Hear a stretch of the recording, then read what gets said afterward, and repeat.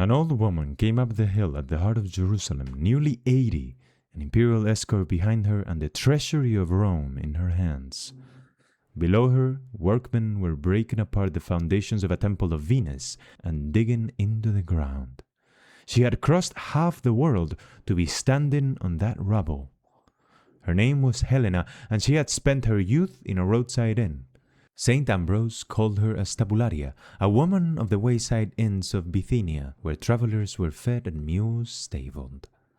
A Roman officer named Constantius took her, and she bore him a son.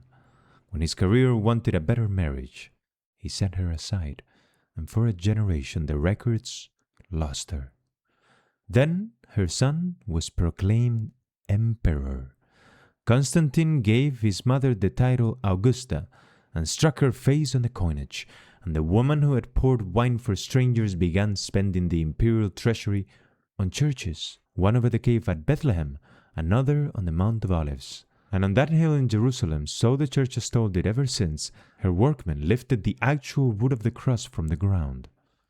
Helena died a few years later with Constantine at her side. In Rome, she left a chapel floored with earth carried home from Jerusalem, and pilgrims walk it barefoot still.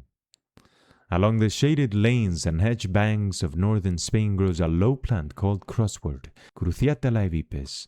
4 leaves ring its square stem at every joint, held out flat like the arms of a cross, one above another up the whole stalk. And tucked in, where the leaves meet the stem, are knots of small yellow flowers that smell of honey, and you will not see them unless you stoop. The old Castilian herbals called it cruxia de heridas, the cross herb for wounds, laid on cuts that would not close. Helena spent her last years stooping and looking underneath things for what the world had buried. Saint Helena, servant of an inn and mother of an emperor, who went down into the rubble and gave the church the sign of its salvation, pray for us.